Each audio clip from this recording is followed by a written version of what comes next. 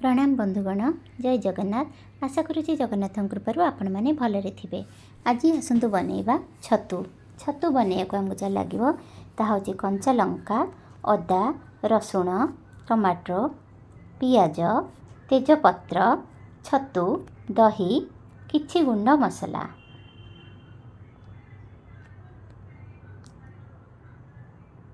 ये कही रखुची आपण मानक जदि मोर रोषे भल लगुच ताहले लाइक शेयर कमेंट और सब्सक्राइब करें।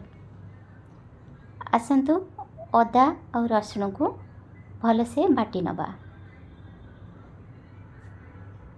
देखंतु आमर तो बाटी हो जाइछि। एबे आसतु छतु को मैरिनेट करवा। एटी मु छतु को धोई भलसे काटिकी रखी।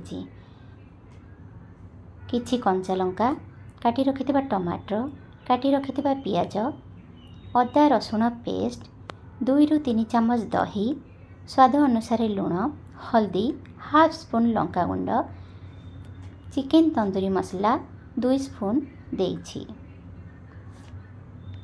तेल 1 ରୁ 2 स्पून दे भलसे गोलई आधा घंटा पाई छाड़ी देइछि। आपण माने चाहिले 15 मिनिट ରୁ 20 मिनिट रखि पारंती।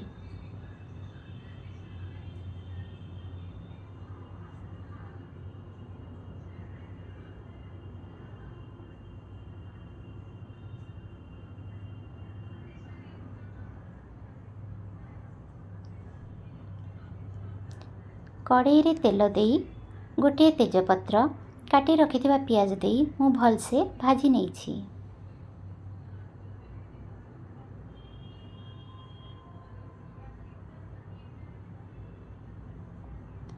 एबे छतु को पकई भलसे गोलई घोड़ई नेछि।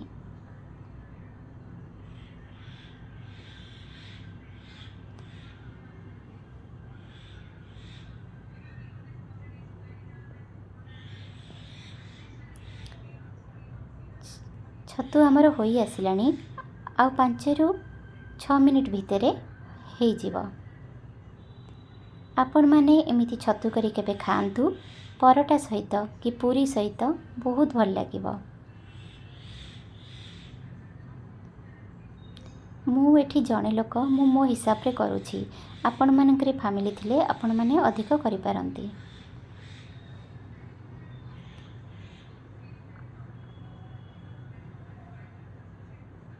देखंतु कलर केते सुंदर हेछि।